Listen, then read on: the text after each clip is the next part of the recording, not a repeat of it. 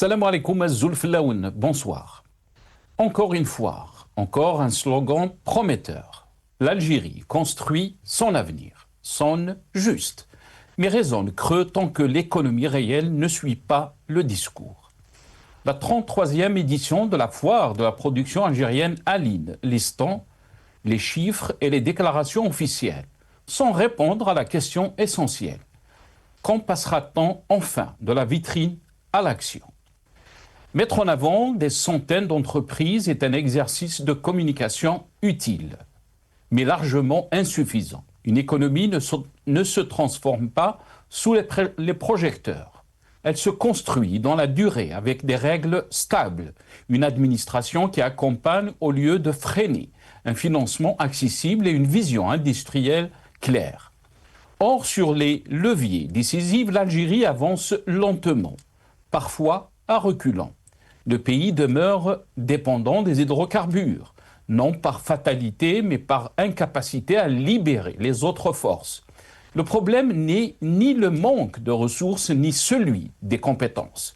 Il réside dans un climat des affaires dissuasives, une bureaucratie pesante et une méfiance persistante envers l'initiative privée. Créer, investir ou exporter reste trop souvent une épreuve d'endurance. Et pourtant, l'Algérien est prêt. Il entreprend, innove, résiste. Le potentiel humain est immense, à l'image des richesses naturelles et de la position stratégique du pays. Mais un potentiel bridé demeure une promesse non tenue.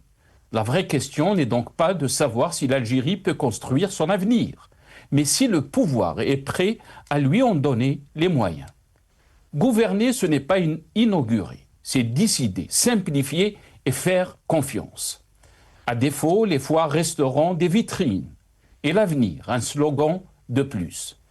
Nous en débattrons avec nos invités juste après cette petite introduction.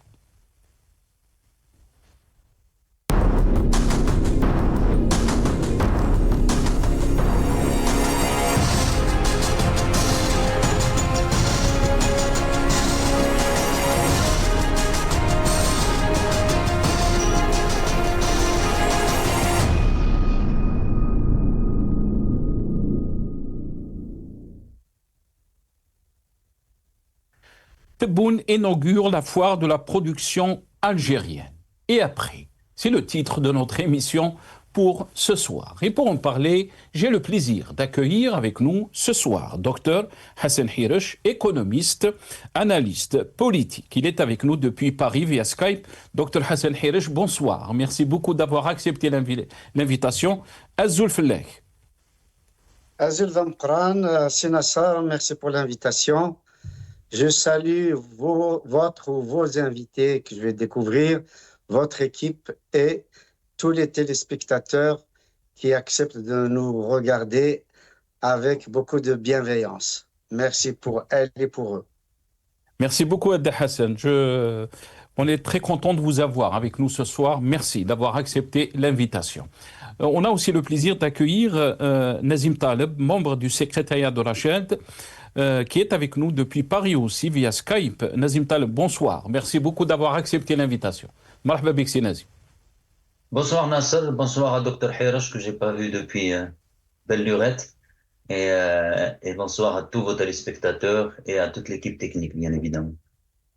Merci beaucoup Nazim Taleb. Marhaba bik et merci d'avoir accepté l'invitation. Avant de vous donner la parole, on va commencer avec quelques titres de la presse nationale concernant donc le thème de ce soir et on va commencer avec l'APS qui a titré donc Société Algeria Exhibition 33e foire de la production algérienne du 18 au 27 décembre à Alger. Donc a titré l'APS le journal Al-Watan, inauguration de la foire de la production algérienne. Voilà, donc vous êtes en train de voir l'image du chef de l'État avec le Premier ministre Sifi Ghrieb, mais aussi le chef d'état-major Saïd Chingriha, qui inaugure donc la foire de la production algérienne. Et on termine avec l'Algérie aujourd'hui, un dernier titre. Tebboune inaugure donc la 33e édition de la foire de la production nationale.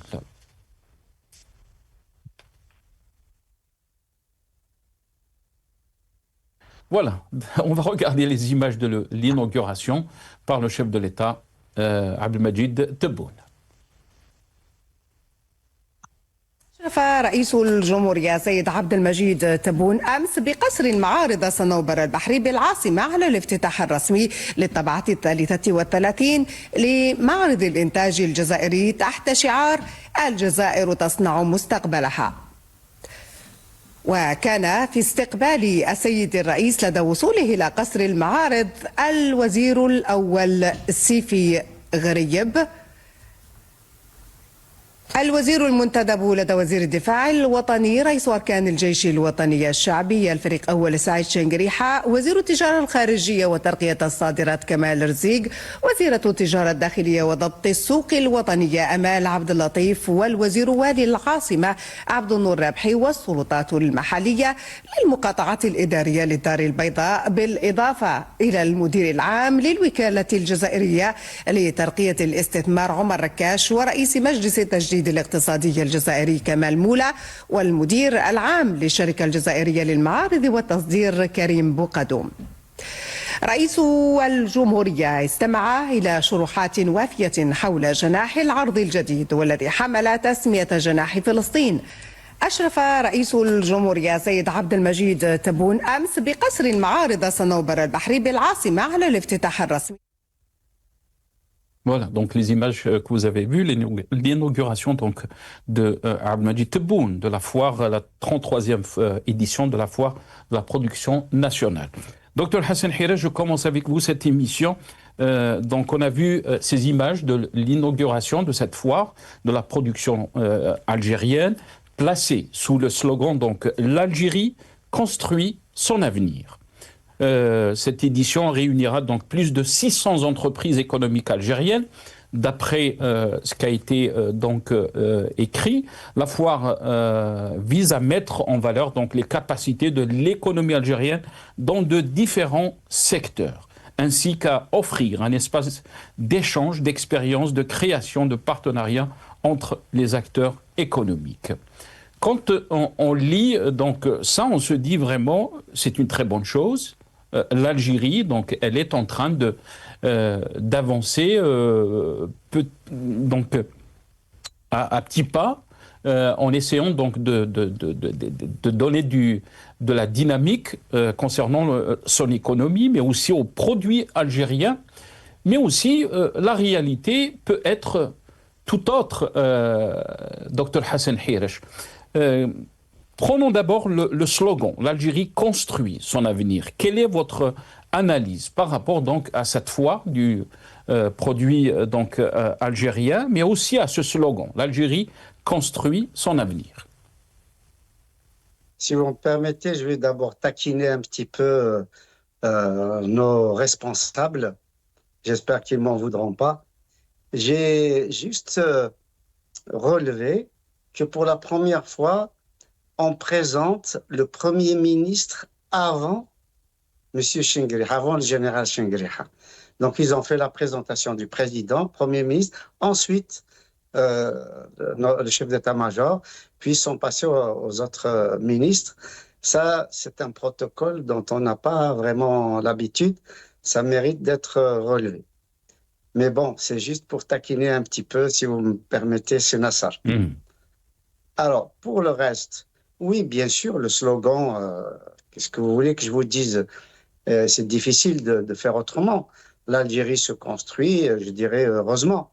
Maintenant, de quelle manière, avec quelle force sociale, syndicale, avec quelle marge de manœuvre, quel degré de liberté, dans tous les sens du terme, évidemment. Quels sont les budgets alloués à tel secteur, quels sont les goulots d'étranglement, qu'est-ce qui se fait d'un point de vue industriel, d'un point de vue commercial, des services, qu'est-ce qui se fait au niveau de l'export, qu'est-ce qui change par rapport notamment à la prédominance des hydrocarbures. On sait que bon an, mal an, c'est 92 à 95% des exportations algériennes qui sont représentées par les hydrocarbures et les dérivés des pétroliers. On sait que ça fait depuis de longues années qu'on parle de la diversification, qu'on parle de la production industrielle tournée un petit peu vers l'étranger pour remplacer les hydrocarbures. Pour le moment, les proportions restent les mêmes, même si il faut le reconnaître qu'il y a eu quelques efforts qui ont été faits, notamment au niveau de la pharmacie, parapharmacie, au niveau du bâtiment, notamment le ciment, pour avoir travaillé de plusieurs années avec la Farge Algérie, avant qu'elle ne parte. Je sais qu'il y a eu des transferts de technologie au niveau notamment du ciment blanc, qui est évidemment un produit intéressant dont la valeur ajoutée est à prendre au sérieux, est intéressante. Il y a le secteur des services, la téléphonie, les transports, un petit peu de chemin de fer, ça commence un petit peu à venir. En tout cas, c'est dans leur esprit déjà, parce que avant, c'était même pas dans leur esprit. Et il y a des startups qui avec des financements étatiques, il faut le reconnaître. Cela dit, après, il y a les maladies infantiles de l'économie algérienne. D'abord, j'ai parlé effectivement de la production des hydrocarbures, mais aussi la bureaucratie qui freine le développement. Il y a une paralysée mais alors monstrueuse de la part de l'administration et j'espère que je ne vais heurter personne en disant que depuis l'arabisation, ça s'est aggravé, drastiquement aggravé, et que, contrairement à ce que vous avez relevé, Sinassar, permettez-moi, je ne pense malheureusement pas qu'il y ait suffisamment de compétences.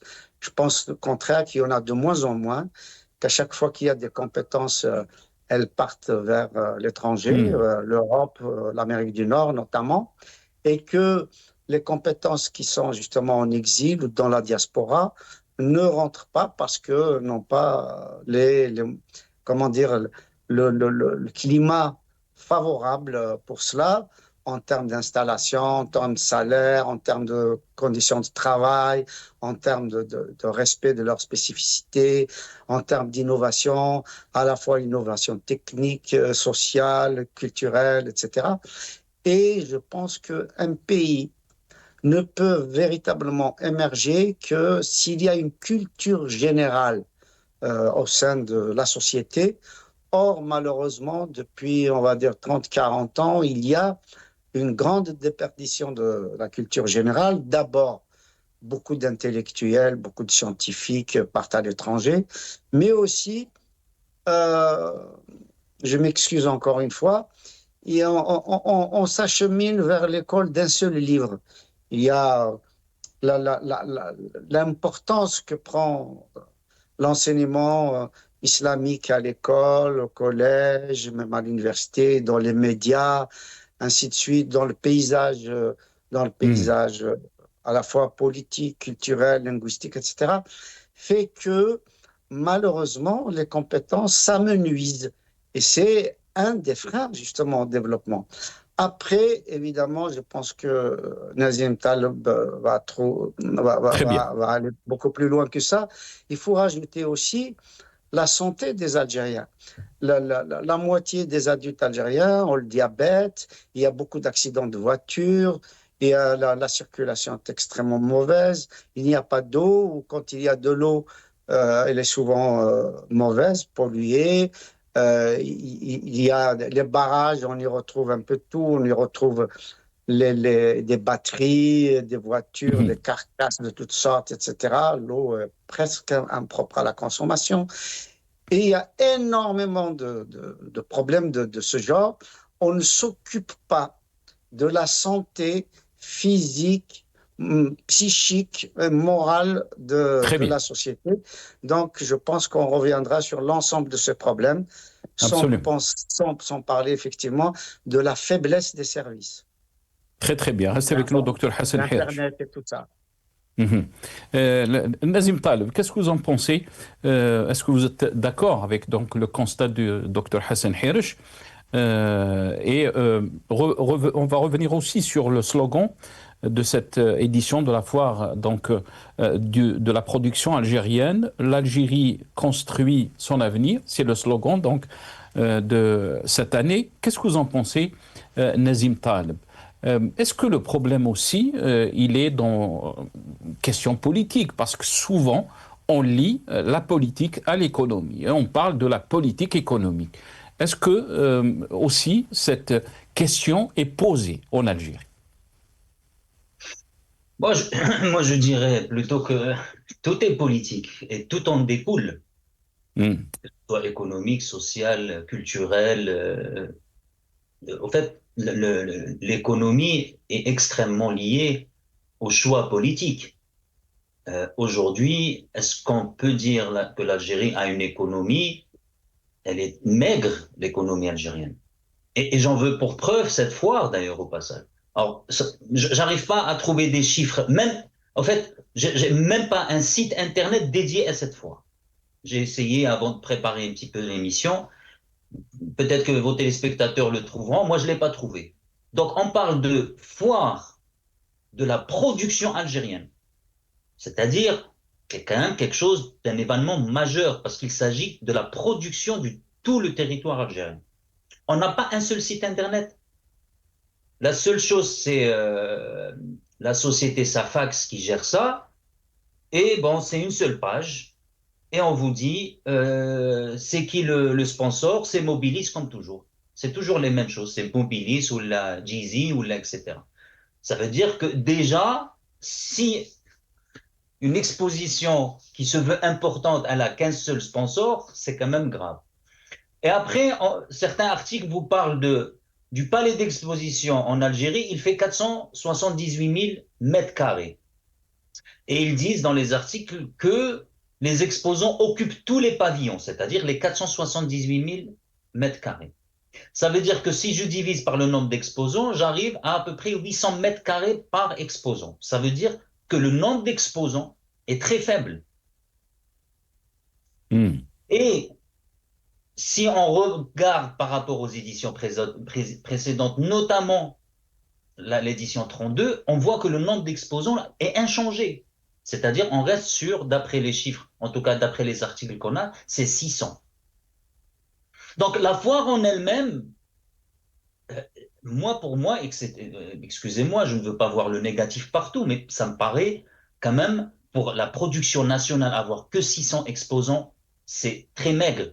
Quand on sait, Dr Hayraj doit le savoir, vous avez des palais d'exposition, quand il y a 400 000 mètres carrés à disposition, c'est des milliers d'exposants, et ce n'est pas pour la production totale, c'est pour une thématique bien précise. Donc vous avez une thématique sur le cosmétique, sur le médical, sur le paramédical, sur le pharmaceutique, sur le bâtiment, sur l'agricole. Là, on parle de la production totale d'un pays pour 600 exposants. Donc déjà, juste les chiffres en eux-mêmes, pour moi, ça reste très maigre pour un pays comme la taille de l'Algérie. Alors je partage globalement ce qui a été dit par Dr Hayraj, dans le sens où, et là on revient à tout ce qui est politique et économique, on a des ambitions affichées, mais en réalité, ce que l'Algérien voit sur le terrain est complètement le contraire des ambitions affichées. Prenez par exemple l'exportation, la production locale, etc. Vous avez un système bancaire complètement défaillant. Vous avez des infrastructures, malgré l'investissement en milliards. Prenez juste l'autoroute d'ailleurs, juste l'autoroute. L'autoroute, vous imaginez que dans une autoroute, il y a des trous. Il y a des plaques où vous êtes limité à 40, vous êtes limité à 60, 80, où il y a des barrages de police dans une autoroute. Ça, c'est juste l'autoroute, c'est-à-dire ce qui a été investi le plus, à peu près environ l'autoroute la plus chère, c'est 16 milliards. Elle est dans un piètre état. Sans parler des routes secondaires. On parle du débit Internet. Aujourd'hui, n'importe quelle société sans Internet est pratiquement vouée à l'échec. On ne peut pas, ne serait-ce un mail, ne serait-ce se connecter sur sa banque, ne serait-ce passer des commandes, etc. Sans Internet, pratiquement, on est condamné. Vous avez une bureaucratie, une mafiocratie et une corruption à tous les échelons de l'administration, qu'elle soit locale ou nationale. Et bien sûr, on aime toujours ce slogan, le guichet unique. Le guichet unique, juste pour les exportateurs, il y a un guichet unique qui est Alger. Vous imaginez quelqu'un d'une Lizzie, Taman Rasset, Adrar, Ain Salah, partir à Alger pour exporter des produits? C'est un guichet unique. Donc tout le monde en parle comme si c'était extraordinaire, mais c'est pénalisant pour un acteur économique. Un acteur économique dans les pays développés, ce genre de choses, il le fait sur Internet. Il n'a pas besoin de se déplacer jusqu'à Alger pour exporter. Je parle de l'exportation. Sur la production locale, on voit que la production locale, effectivement, sur certains produits, notamment agricoles, cimenterie, fer, au niveau Pharmaceutique.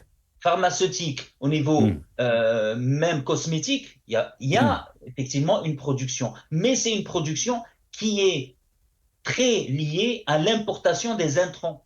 C'est-à-dire d'une telle manière que la valeur ajoutée créée en Algérie est pratiquement, je dirais pas zéro, mais elle est très marginale.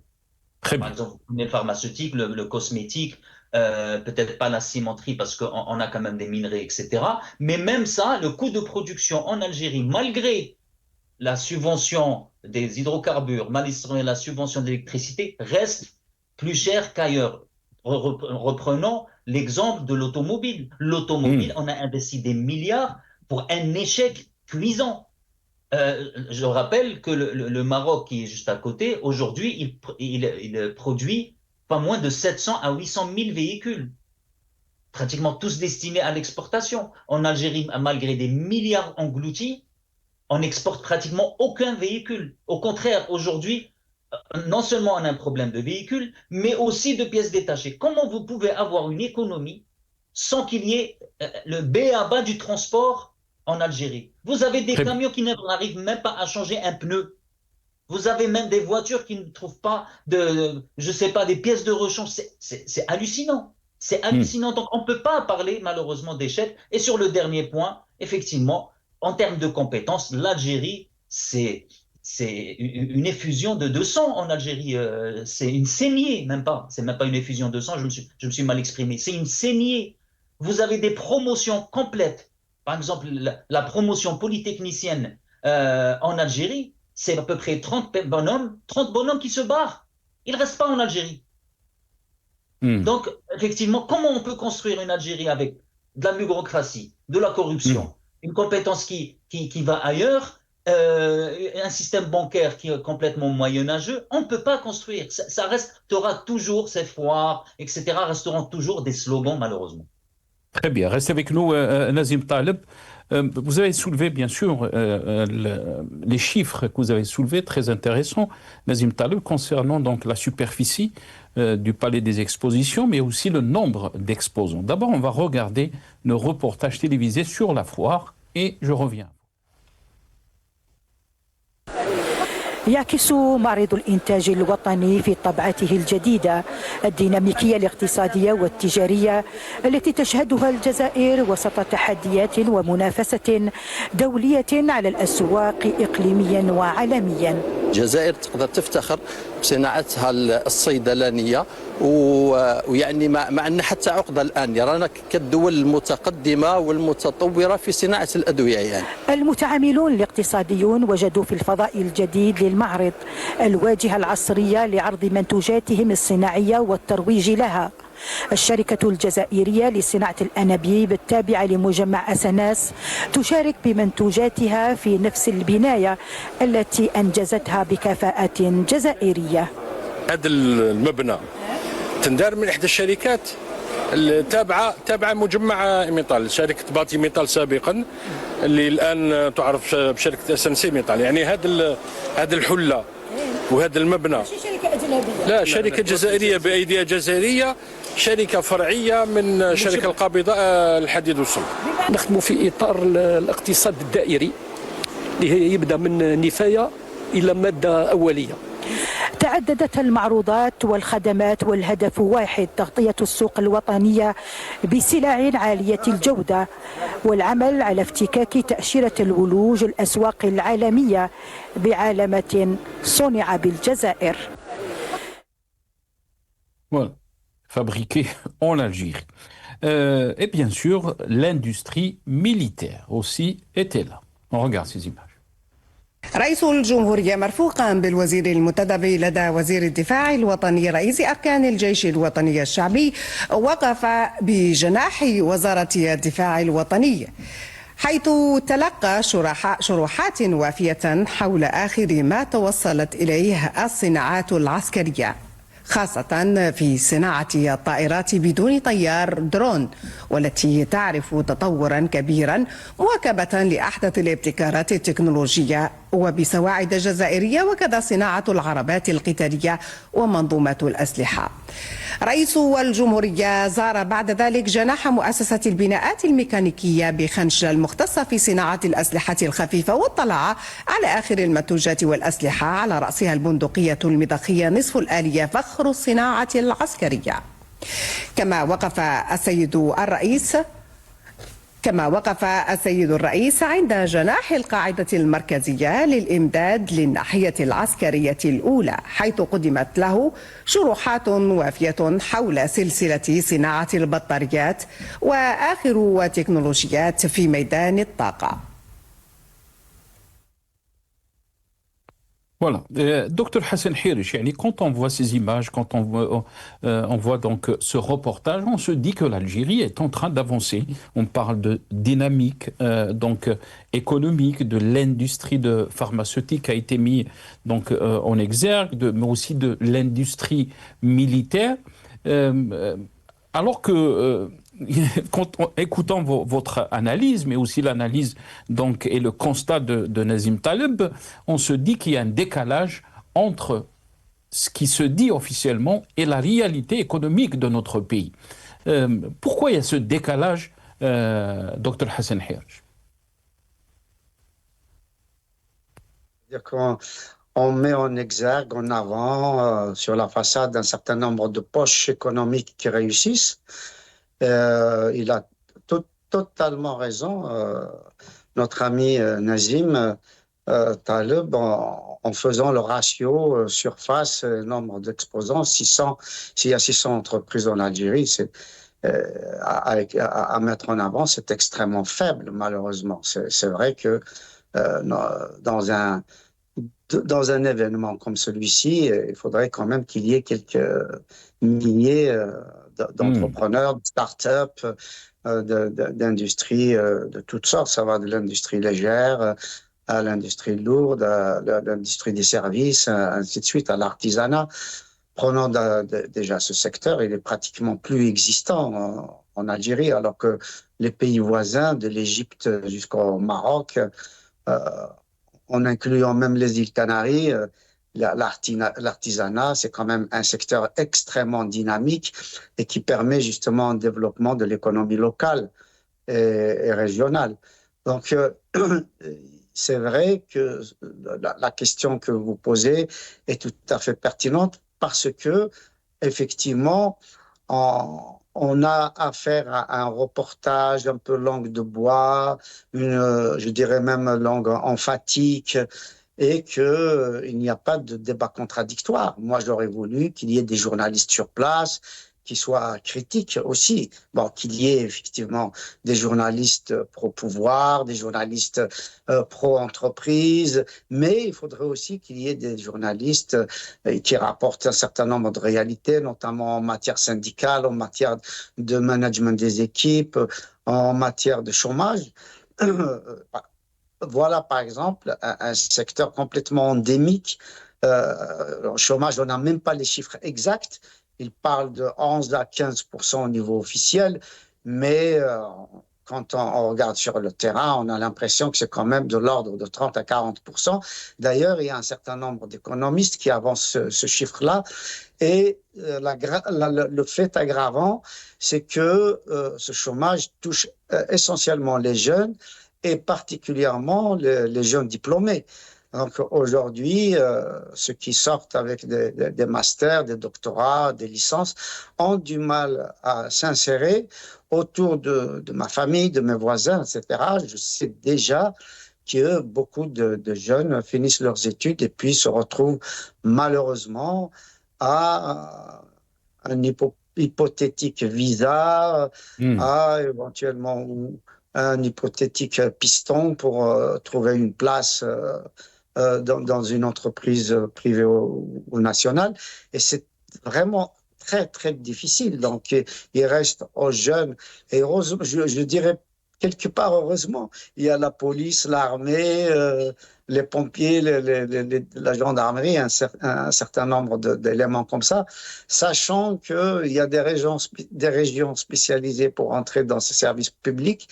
Et alors qu'une région comme la Kabylie, je sais que malheureusement, nous avons un discours qui fait fuir nos jeunes et qui ne rentrent pas dans ces secteurs clés. Alors, je rajouterais que une des faiblesses aussi de l'Algérie, il faut le dire, donc c'est la faible compétitivité, non seulement des entreprises, mais aussi de l'exportation. Et il y a un tissu industriel qui ne représente malheureusement depuis l'indépendance jusqu'à aujourd'hui que 5 à 6% du PIB. Donc, quand on a ce pourcentage-là, je m'excuse de le dire, mais ça représente quand même un échec.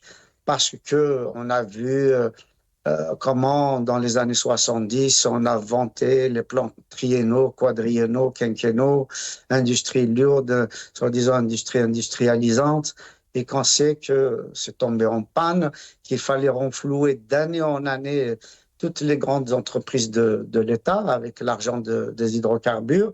Donc, on n'a pas investi dans la formation, dans l'enseignement, dans la recherche. Et puis, évidemment, il faut parler des rigidités structurelles de la bureaucratie avec une hiérarchie absolument étouffante. Aujourd'hui, les cadres algériens ont peur de signer, ont peur de prendre des initiatives. Ils ont peur pour leur poste. Et tout cela, évidemment, sont des facteurs complètement paralysants. Et puis, il y a des risques sociaux, il y a des pressions au niveau, malheureusement, du niveau de vie. Donc, beaucoup d'Algériens, 8 à 10 millions d'Algériens sont soit sous le seuil de pauvreté ou tout juste...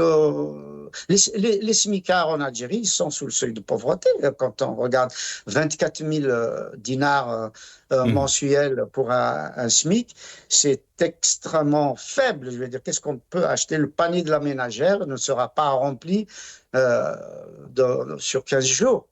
Donc, attendre un mois pour avoir à nouveau 24 000 dinars, c'est complètement faible. Aussi, des milliers d'Algériens touchent à peu près cette somme-là pour leur retraite. Donc, il y a un écart, une disproportion incroyable entre, par exemple, les salaires de députés, de sénateurs, d'un certain nombre de responsables, aussi bien civils que militaires, qui dépassent les 500 000 dinars par mois. Et puis, on voit les franges de la population qui touchent entre 1800 dinars et 50 000 dinars au maximum.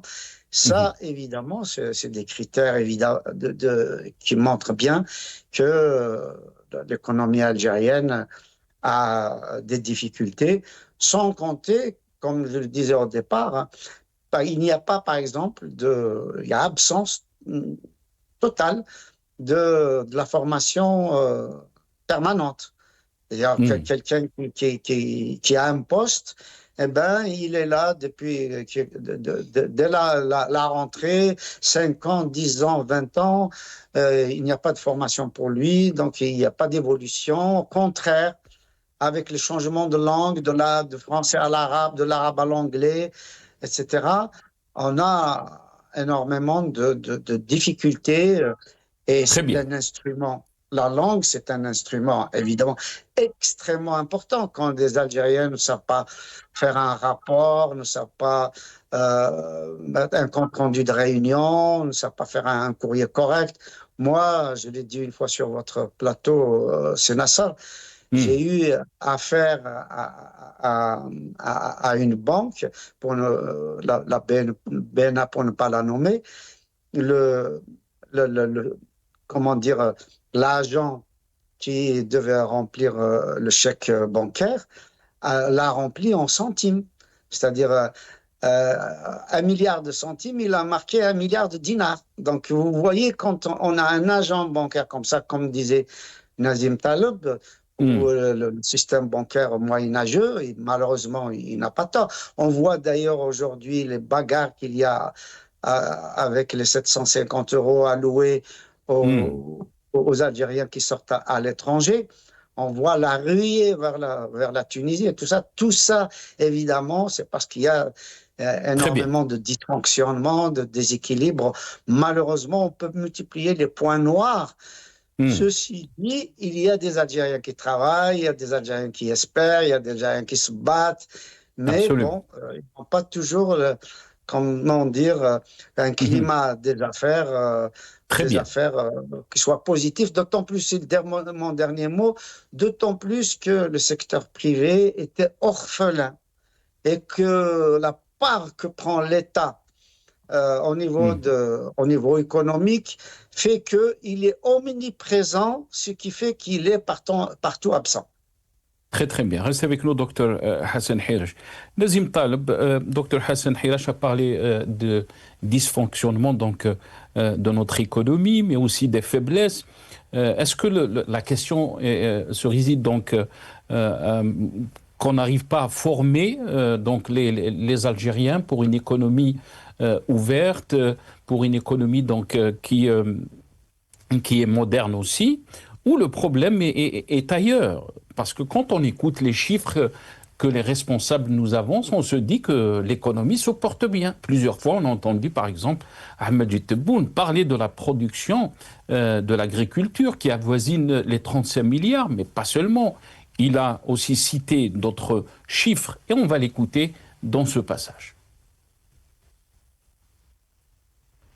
الفلاحة السنة هذه نقدروا الإنتاج الفلاحي نتاعنا حوالي 38 مليار دولار. يعني شوية أقل من إنتاج المحروقات. 400 مليار دولار كوم بي بي سي جو مونجاج سور سا. ماليزيا راه جاي مستثمر من ماليزيا باش يستثمر عندنا ما يقارب 20 مليار دولار. في أي مجال سيد رئيس؟ الصناعة. اليوم أصبح اقتصاد الجزائر هو الاقتصاد الثالث في العالم. بالتالي سنة 2027 هذه c'est une date charnière de l'avenir économique. Voilà, Nazim Taleb. On a donc regardé cette petite vidéo, on a écouté le chef de l'État avancer des chiffres. Il a parlé de 400 milliards de dollars de PIB, mais aussi 38 milliards de dollars concernant la production de l'agriculture. Un chiffre extraordinaire, même je ne sais pas comment on peut vérifier ce chiffre. Même l'Espagne, qu'on qualifie du panier de l'Europe, je ne pense pas qu'ils avoisinent donc ce chiffre. Quand on entend des chiffres comme ça, on se dit l'Algérie se porte bien. Sur la télé, l'Algérie se porte bien, effectivement. À la télé, l'Algérie, c'est un modèle, troisième économie mondiale. Rappelez-vous que M. Tebboune disait à Blinken qu'on va atteindre 30 millions de tonnes de blé alors qu'on est à 3 millions. Qu'on produit 1,3 milliard de mètres cubes d'eau par jour, alors que c'est une valeur annuelle. Rappelez-vous que M. Tebboune a promis de rapatrier des milliards de dollars à l'économie algérienne suite aux affaires de corruption sous l'ère de Bouteflika, alors qu'on constate que sur la loi de finances elle-même, ce chiffre ne dépasse pas une centaine de millions de dollars, selon leurs chiffres officiels. Vous prenez la loi de finances 2024, il y a un fonds qui est dédié à rapatrier les fonds des opérations suite aux corruptions qui ont eu lieu. On constate qu'il dépassait pas en 2023 80 millions de dollars et en 2024 Ils ont estimé à 600 millions. Je me demande même comment ils ont gonflé, je suppose, les chiffres, je sais pas. En tout cas, le problème de M. Tebboune, c'est que c'est un président de la République. Donc, sa parole est normalement relayée par les médias internationaux. Et quand vous mettez, on peut se tromper, hein, je veux dire, nul ne peut être parfait. Mais quand c'est répétitif, voire intentionnel, il perd en crédibilité. Et quand vous avez un chef d'État qui perd de la crédibilité, c'est tout le pays qui perd de la crédibilité, aussi bien en face des acteurs économiques internationaux que des acteurs économiques nationaux. Parce que l'acteur économique national, entre le discours qu'il entend 20 heures et le lendemain, quand il va à la wilaya, il va à la banque, etc., et il voit un décalage important. D'où le départ massif de l'Algérie, de ses compétences, et je dirais même pas de ses compétences, même les gens qui n'ont pas de diplôme, ils se barrent de l'Algérie parce qu'ils voient bien que la réalité est complètement différente des discours. Et la preuve, lors du salon, ils ont interviewé un directeur, je ne sais pas, en tout cas un responsable de pharmaceutique, et apparemment la fièvre de la mythomanie, du mensonge, de la propagande, au fait, atteint tous les strates de la société, y compris les directeurs. Et donc, il le dit sans vergogne, sans entebut, qu'on n'a rien à envier aux économies mondiales en termes de production pharmaceutique. Donc, je donne quelques chiffres parce que rien ne résiste aux chiffres au final. Donc, monsieur compare la production pharmaceutique en Algérie à la production des pays occidentaux ou pays mondiaux. Donc, je prends quand même quelques pays. La France, puisque c'est notre partenaire historique économique, exporte pour 56 milliards de dollars de produits pharmaceutiques. L'Algérie, elle en exporte même pas 40 millions de dollars. 40 millions. La France exporte 56 milliards. L'Espagne, elle exporte 25 milliards de produits pharmaceutiques. L'Allemagne exporte 105 milliards de produits pharmaceutiques. Le Royaume-Uni exporte pour 45 milliards de produits pharmaceutiques par an. Et ils viennent, comme je vous ai dit, sans entebut, dire à la télé, oh non, on n'a rien à envier aux économies, au reste du monde, l'Algérie. Le marché des produits pharmaceutiques en Algérie, il est évalué à 4,5 milliards. Vous prenez l'Allemagne, c'est un marché qui équivaut à 58 milliards, c'est-à-dire 10 fois plus, avec deux fois plus de population. Les Algériens, on est à peu près 40 millions, les Allemands, ils sont 80 millions. On ne parle même pas des États-Unis. C'est un marché qui est évalué à 600 milliards pour à peu près 6 fois la population. Donc, c'est des gens qui montent. Avant, on pouvait dire non, ils se trompent. Non, on voit que c'est une industrie du mensonge. On ment, on fait de la propagande et c'est des directives. Il faut faire croire à l'Algérien qu'on est la première économie au monde, qu'au niveau pharmaceutique, on est les meilleurs au monde, qu'au niveau militaire, et en revenant au militaire, quand on voit la production, l'industrie militaire, on a vu ces images, Nazim Taleb.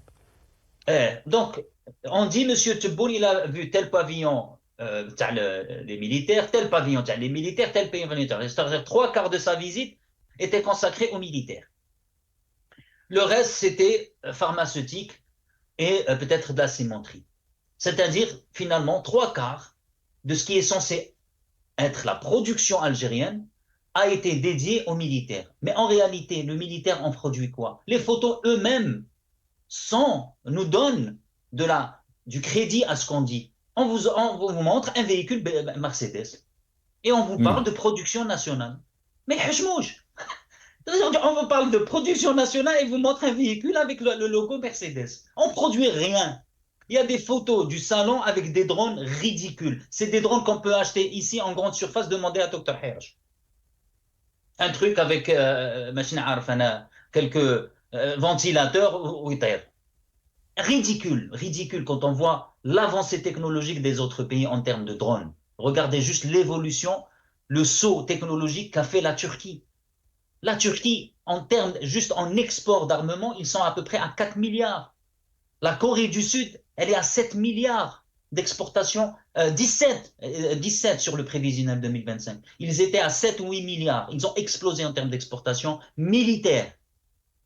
Et en Algérie, on vous apporte un drone, un véhicule Mercedes, et on vous dit, voilà la production nationale. Il n'y a pas de production, parce que ça ne les intéresse pas. Et encore là, et on revient pour finir à la compétence et à la volonté politique. Il n'y a pas de volonté de politique. Parce que ça s'aurait vu, on est à la 33e édition. On l'aurait vu qu'il y a eu une évolution depuis la première édition. On est à la 33e. On n'a aucune volonté de développer ce pays parce qu'il est gangréné par la corruption, parce que le mec qui s'occupe des achats d'armement en Algérie, il n'a aucun intérêt à le payer en dinars, il a tout intérêt à le payer en dollars pour avoir des rétrocommissions sur un compte à Dubaï, en Suisse ou je ne sais quelle autre destination exotique. Et c'est la même chose pour tout. Quand revenons à la pharmaceutique, vous savez le taux d'intrants dans l'industrie pharmaceutique en Algérie, il est de 80%. C'est-à-dire que quand on produit 100, on a importé 80. Ça veut dire la marge que vous avez sur le produit pharmaceutique, elle est ridicule en Algérie. Très bien. Je pouvais vous laisser parler, Nazim Taleb, parce que vous êtes en train de dire, et très pertinent, aussi avec Dr Hassan Hirish.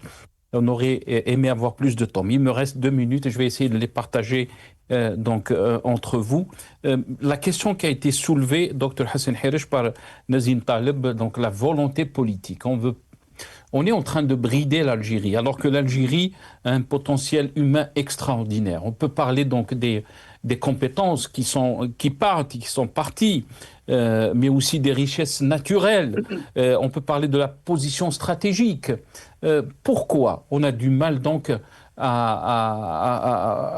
vraiment à essayer de développer notre pays et que notre économie n'arrive pas donc à faire de la concurrence à d'autres économies, alors que des petits pays font beaucoup meilleur que nous, Dr Hassan Hirish. Pourquoi donc on est dans cette position? Très rapidement, s'il vous plaît. Je crois que Nazim Taleb a répondu à cette question dans sa première intervention, dès le départ, en disant tout simplement que l'économie, c'est le politique. C'est à partir du moment où les choix politiques sont unilatérales, sont à sens unique, il n'y a ni possibilité de faire participer les syndicats, ni possibilité de faire participer le privé, encore moins les universitaires. Il n'y a pas de centre de recherche, de réflexion. Il n'y a pas comment dire, des services, de bureaux d'études véritablement performants. En tout cas, le peu qu'il y en a, on n'en entend pas parler du tout. À partir de ce moment-là, effectivement, on arrive sur une espèce de psychorigidité économique dans la mesure où tout est paralysé, y compris au niveau de la décision. C'est-à-dire aujourd'hui, moi, j'ai eu affaire, par exemple, quand il y avait déjà, à l'époque, un meilleur climat des affaires, j'ai travaillé avec de grands groupes européens. Le problème qui se posait pour eux, ils me disaient, Monsieur Hirish, on n'arrive pas à comprendre, à voir qui est notre interlocuteur. Ils commencent à être reçus par un chef de daïra ou un wali, ils vont jusqu'au bout des négociations et tout ça, et à la dernière minute, il leur dit, écoutez, finalement, vous savez, c'est pas moi qui prends la décision, il va falloir que vous preniez un rendez-vous avec tel ministère, et le ministère, c'est pareil, rebelote, ainsi de suite. On les renvoie d'une institution à l'autre, d'une personnalité à l'autre, d'un influent à un autre, etc., et si bien que ce qui peut être fait en 48 heures, n'est pas fait en 48 mois. Donc, il y a énormément de problèmes de ce genre. Moi, j'ai vu, par exemple, des entreprises qui voulaient investir en Algérie.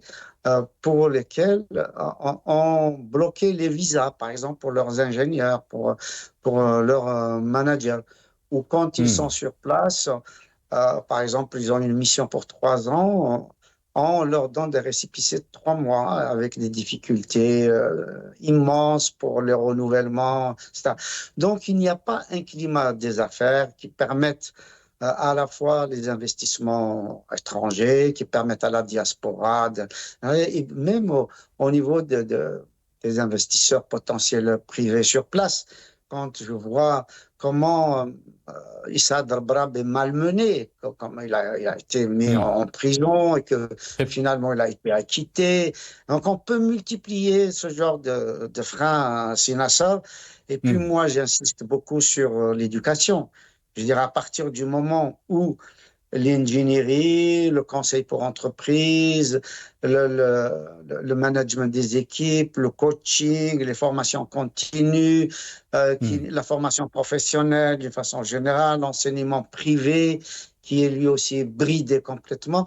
Là, cette année, j'ai reçu un jeune bachelier qui vient de s'inscrire dans une grande école. Il a eu son bac mathématiques.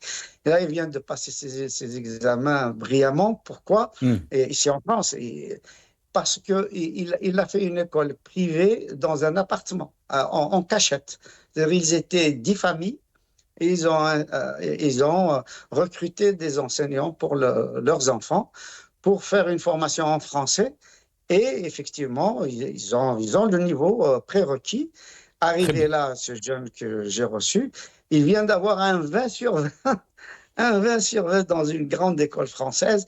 Donc, c'est vous dire, et toute cette possibilité-là est malheureusement bridée parce qu'il fallait enseigner en arabe, maintenant il faut enseigner en anglais, après on va maîtriser aucune langue, enfin... Bref, c'est un imbroglio extrêmement difficile. Je pense que c'est mon dernier mot, Sinassar. Je pense qu'il faut vraiment revenir au sérieux, travailler dans l'intérêt de l'Algérie et non pas pour l'orgueil de l'Algérie. Merci beaucoup, Dr Hassan Hirish. Nazim Taleb, je vais vous laisser le mot de la fin. Dr Hassan Hirish a fini par donc cette phrase, il faut revenir au sérieux, penser donc à l'Algérie. Votre réaction très rapidement. Non, ma réaction, c'est tout simplement, tant qu'on a un régime militaire en Algérie, les choses vont aller de mal en pis. Il ne faut pas se leurrer. Les choses vont de mal en pis depuis 62. Effectivement, on a pu respirer quand il y a eu une fluctuation favorable des prix du pétrole, mais on vit au rythme des fluctuations du pétrole. C'est-à-dire, après 60 ans d'indépendance, on vit toujours du pétrole et du gaz. Et pour cause, on est toujours gouverné par des militaires. Donc, il n'y a pas d'autre solution en Algérie pour qu'il y ait je dirais même pas un essor, une explosion à tous les niveaux, y compris économique. Quand il y a un état civil, des libertés, pas de peur, la peur d'investir, la peur de se projeter, la peur que les choses vont s'améliorer, vous allez voir l'engouement pour l'Algérie, aussi bien de sa population que de sa diaspora. Mais tant qu'on est gouverné par des militaires, des ignares, des corrompus, des criminels, eh ben, l'Algérie ne verra pas le jour d'aussitôt. Merci beaucoup, Nazim Taleb. Je remercie mes invités. Nazim Taleb, membre du secrétariat de Rachel. Vous étiez avec nous depuis Paris. Merci à vous. Dr Hassan Hirish, économiste et analyste politique. Vous étiez avec nous aussi depuis Paris. Merci à vous, chers téléspectateurs, d'avoir suivi cette émission. Yartakoum Saha. Mubqaw ala khair.